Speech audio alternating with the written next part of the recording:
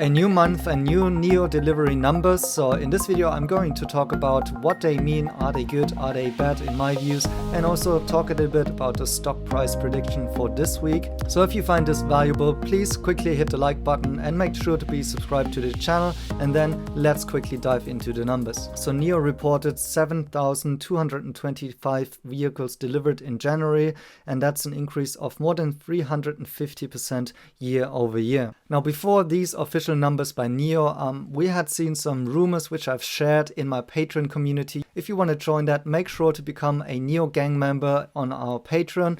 And well, basically a couple of people have actually been rumored that we are at already 9,000 plus production in January, and that we're gonna see more than 8,000 cars delivered. Also, there was an official post by the managing director of NIO Shanghai, who already published that in January they made a new sales record, and it seems like actually Shanghai has been the busiest place for selling NIO cars with more than 2,000 cars, so a big chunk of this overall delivery here. Now what does it mean? Is it good or is it bad? Well, let's jump into my Excel sheet where I track the sales, and first of all I want to look at the split between the ES6, ES8 and EC6, and you can definitely see if you look here at the percentages month over month that the ES8 lost sales minus 17%, and it seems like the EC6 is currently the car that is ramping a lot with 14% plus month on month.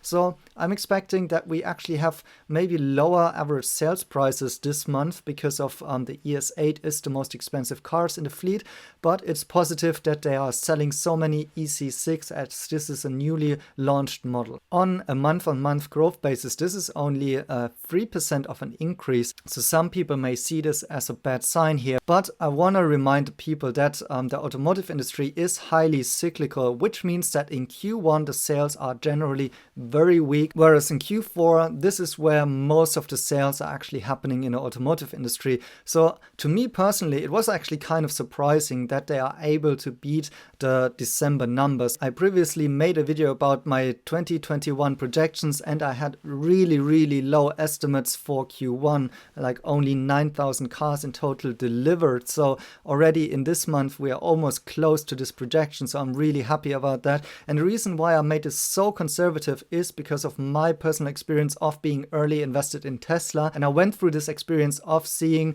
Tesla having weak Q1 numbers compared to Q4. So this is perfectly normal, and this is why I rather want to sit here on the very low end with low expectations. So the takeaway here is that NIO managed to make a new monthly record. Although it's not a high month-on-month growth, the fact that they managed to pull this record is actually impressive because of the cyclical industry here, and I'm quite happy to see this because now this means that I can actually revise my 2021 guidance upwards, and that I have been kind of proven wrong here on my conservative estimates. On the other hand, if you see maybe some fear and doubt about NIO sales numbers out there somewhere else, please remind yourself of this context, because this is really important to understand. Most of the sales for NIO will happen in Q3 and Q4. Now, there might be another argument why people may be unhappy with these results of NIO, and this is that Xpeng also reported their sales, and they have been selling 6,015 cars, and that's actually a month-on-month increase of 6%, so beating NIO here.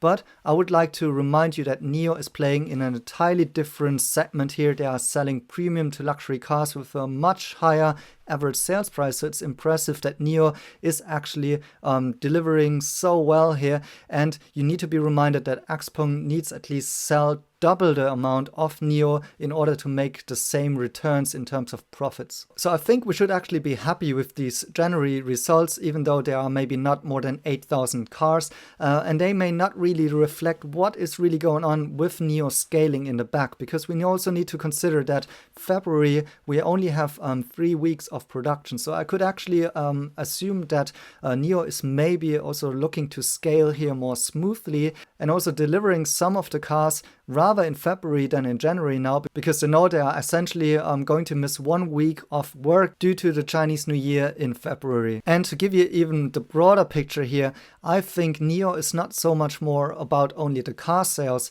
the car sales are really the hygiene factor. So now they are proving that they are executing on their plans, and this is important for the stock price projections of the bank analysts. But NIO is about so much more than only the cars of the productions. The cars are only the install base of the NIO users, on which we see now other services implemented. Watch my videos, for instance, on NIO e-commerce and all of the other revenue streams that are beyond just the car. And this, in my view, is also the driving factor for the NIO valuation. We're now almost a 100 billion company, and obviously this cannot only be justified with the car sale. So generally, I would rather put the focus on other aspects of the NIO business model, except just for the NIO car sales. Now, what do I expect from the NIO stock price this week based on these numbers? Well, yesterday I already sent out a post to my patrons in which I mentioned that I'm incredibly bullish right now on NIO, and that I think that a correction that we experienced last week was actually due, that we really needed that one. And despite the fact that we actually broke through the downward trend once and in the end came back, I think that the fact that we're now sitting in this wedge pattern here, actually it is very likely that this week we will actually end it green. And based on those January numbers today, we get the rocket fuel necessary to actually break through this negative trend line. So last Friday I actually bought call options for $63 strike expiring in mid-February, because I'm assuming that from now on we actually see a rally more upwards in NIO, and hopefully this week the markets will actually allow for such a rally. In fact, if we manage to break through this downward trend line here today, I think we have an upward potential of around 12%, maybe hitting a new resistance at around 65 to 66 US dollars a share before we see lower prices. This, of course, against the backdrop that we don't see more shambles in the markets due to the GME short squeezes and the liquidity problems that we've seen. And maybe as a general outlook going forward, I'm currently most bullish on Bitcoin. I just left the Clubhouse event with Elon Musk, where he publicly said that he is a supporter of Bitcoin, even though he's late to the party. So I'm really happy about this to hear.